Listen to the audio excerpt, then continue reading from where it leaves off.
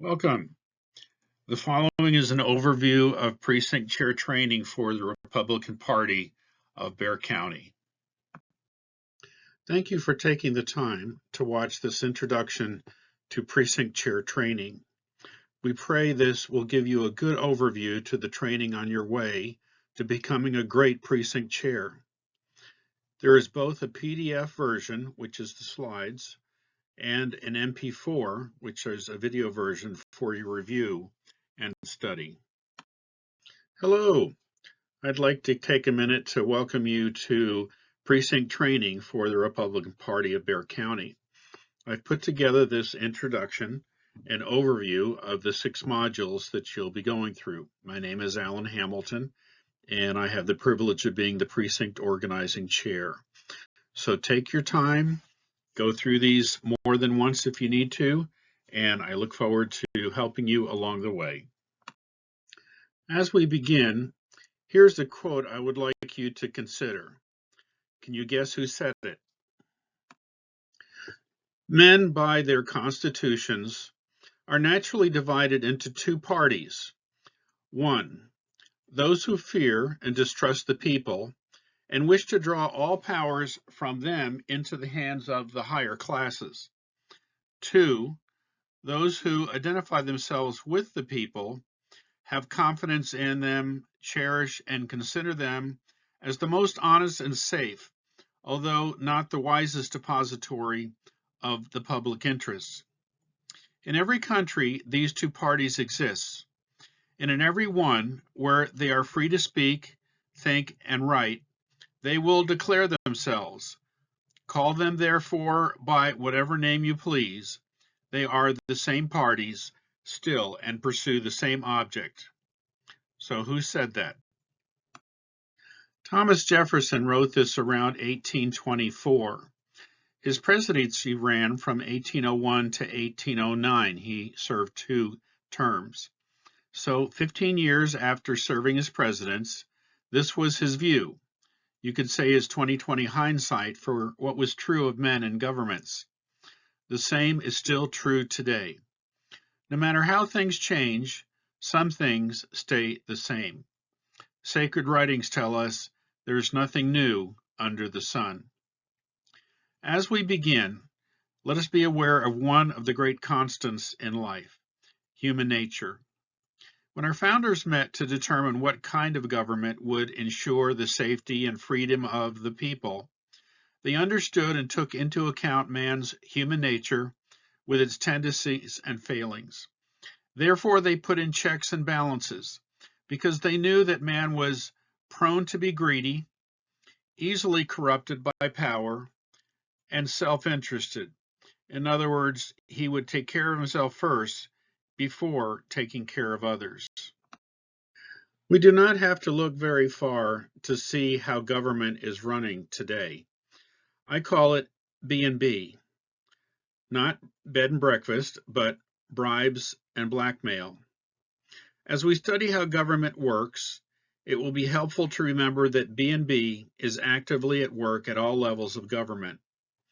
We would love to believe that our politicians have our best interests at heart, but that would, for the most part, be a delusion.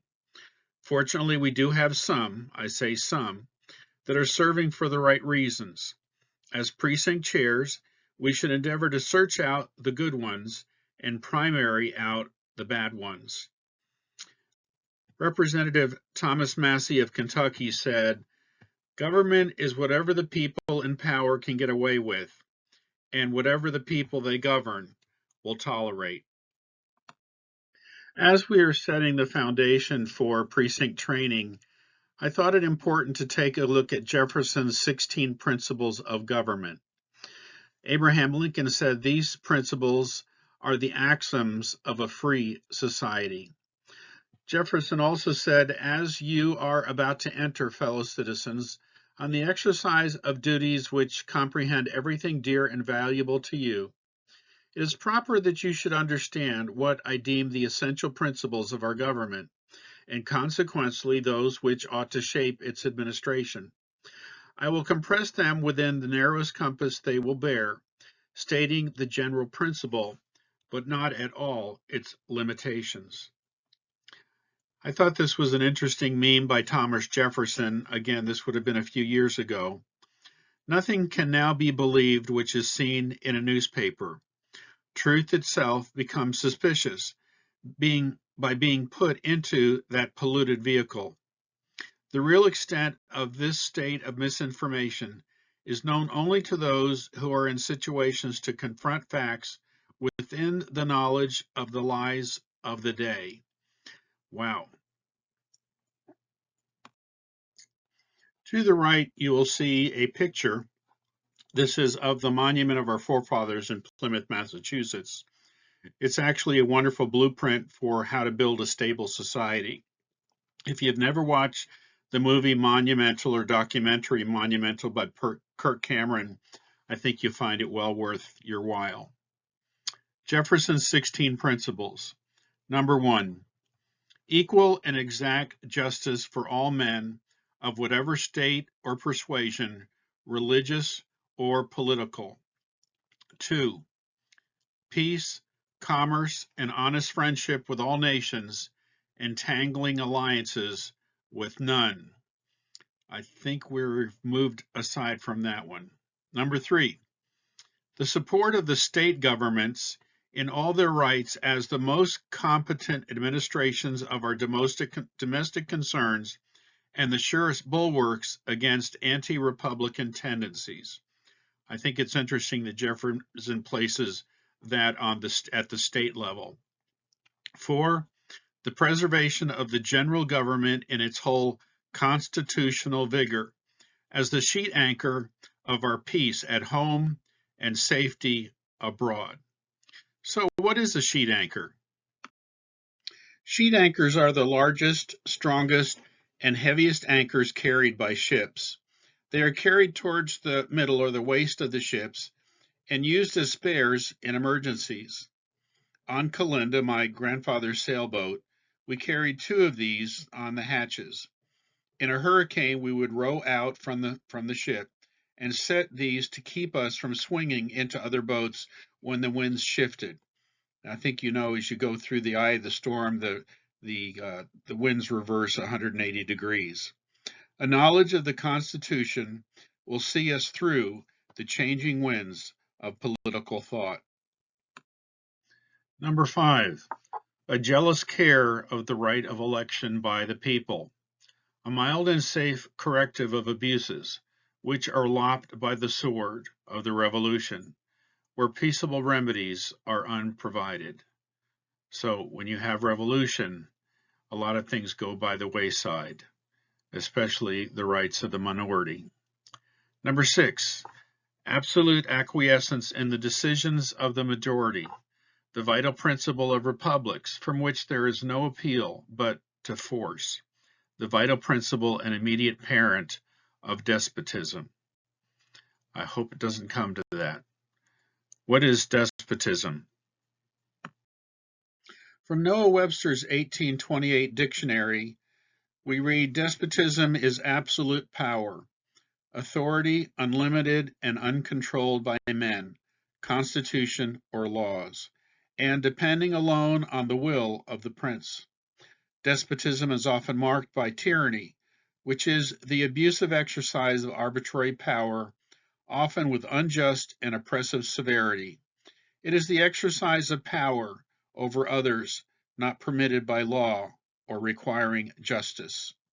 To the right, you'll notice Thomas Jefferson said, when the people fear the government, there is tyranny. When the government fears the people, there is liberty. Number 7, a well-disciplined militia, our best reliance in peace and for the moments of war, till regulars may relieve them. Number 8, the supremacy of the civil over the military authority. It may be necessary in the future to explore what the founders meant by the militia and the regular. Number 9, economy in the public expense, that labor may be lightly burdened. I wish that was the case. 10, the honest payment of our debts, and sacred preservation of the public faith. Wouldn't that be nice?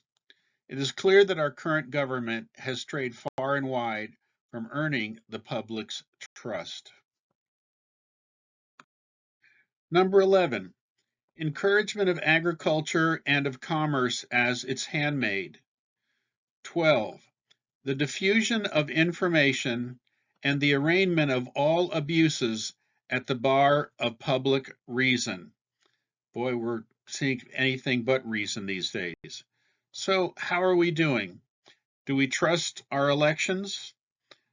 Down below that, it says by William Casey, we'll know our disinformation program is complete when everything the American public believes is false. We're pretty close. Number 13, freedom of religion.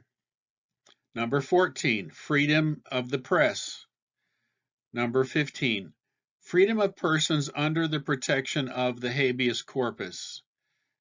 And 16, trial by juries, impartially selected. I think Trump would enjoy that. As precinct chairs, we should keep these 16 principles firmly in our minds as we learn and represent the legal voters in our precinct. So now let's take a quick look at what will be covered in the 6 modules that make up your precinct chair training.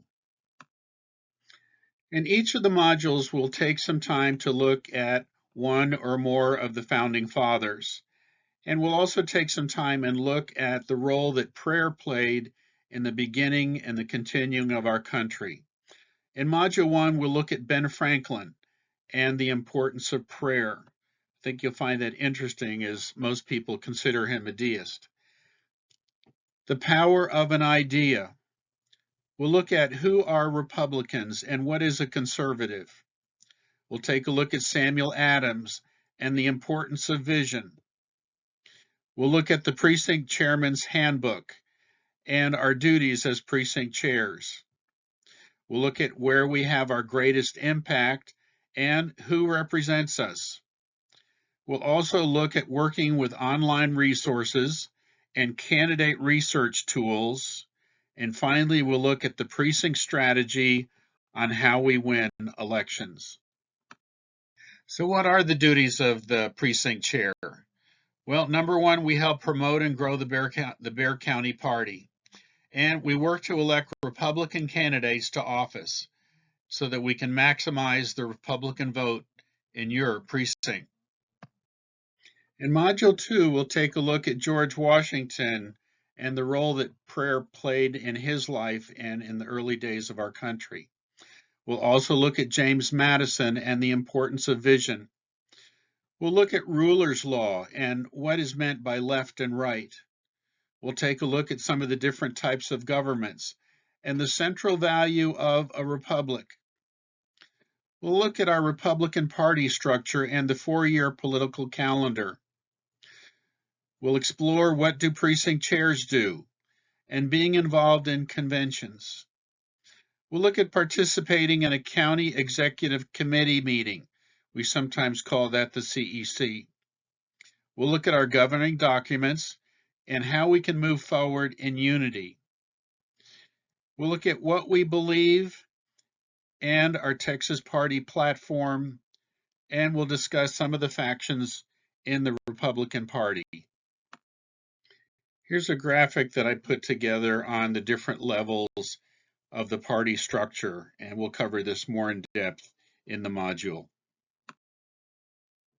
In Module 3, we'll look at Thomas Jefferson and the importance of prayer.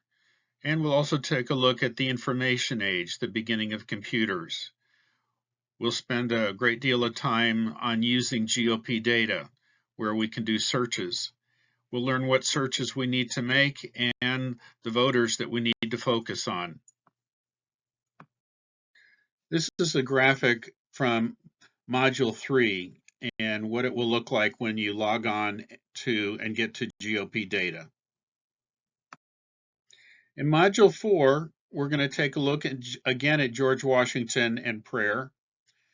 We're going to discuss the founder's secret to finding good candidates. And we'll take a look at the role that religion, morality, and knowledge played in the founding of our country. We'll look at what is referred to as the religion of America and the 5 fundamentals. We'll talk about building your team, recruiting and training your volunteers, and being organized.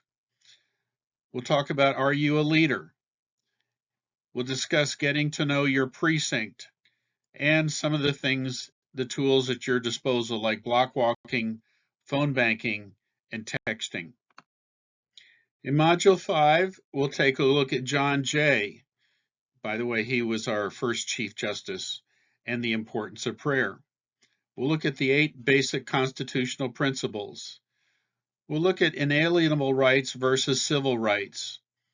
And we're going to spend some time in this module talking about Robert's Rules of Order. We'll go over some of the basics. We'll look at the principles of parliamentary procedure and being prepared for a CEC meeting. The first thing that comes out is what's called the call and the agenda. And then we can go online and look at motions that are being considered and resolutions. We'll talk about the different types of voting that we may run into at a CEC meeting and when to use points of order in parliamentary inquiry. We've got some resources and some handouts that we'll give to you. Again, this can be very confusing when you first start going to a CEC meeting if you're not familiar with Robert's Rules of Order. This is a book that we will recommend. It's called Robert's Rules of Order for Robert's Rules for Dummies. So again, it can be a great help. There's also a number of YouTubes online that you can refer to. Okay, we're wrapping it up. This is module number 6. And in this module, we'll look at John and Abigail Adams and the importance of prayer. And we'll look at the first prayer that Congress opened with. We'll talk also about how to dress your polling location. So this would be at the primaries or at the general location. And we'll talk about how to run your precinct convention. That's something that a precinct chair will do after the primary. We talk about using social media and a program called Be the One, which is how we can report back to GOP headquarters. And I take some time to discuss 5th generation warfare, the Uniparty versus MAGA, and also give you some book recommendations. So there you have it. There is a lot to learn, and it may take you a while to feel like you have a good working knowledge of all the information. We all start where we start. You have chosen a good place to begin. And on this journey, be sure to invite others. And I hope you have fun. Blessings. Finally, remember that learning is an exciting adventure. I am praying you have a great time going through these modules. It has been a joy to put these together for you. You may want to go through them more than once. I remember as I was learning, I went over this material 3 and 4 times. You'll get there. With each new adventure, there are new terms and words to learn. So feel free to submit questions or give us a call at Bear headquarters. You are part of a team. All righty, blessings. This is Alan Hamilton. Here are 2 poems that I usually close each module with. One man awake. One man awake awakens another. The second awakens his next door neighbor. And 3 awake can rouse the town and turn the whole place upside down. And many awake can raise such a fuss that it finally awakens the rest of us. One man awake with dawn in his eyes multiplies. And this one, the man who thinks he can. If you think you are beaten, you are. If you think you dare not, you don't. If you like to win but think you can't, it's almost certain you won't. If you think you'll lose, you're lost. For out of the world we find, success begins with a person's will. It's a state of mind. If you think you are outclassed, you are. You've got to think high to rise. You've got to be sure of yourself before you can ever win a prize. Life's battles don't always go to the stronger or faster man, but sooner or later, the man who wins is the man who thinks they can. I hope you take that to heart.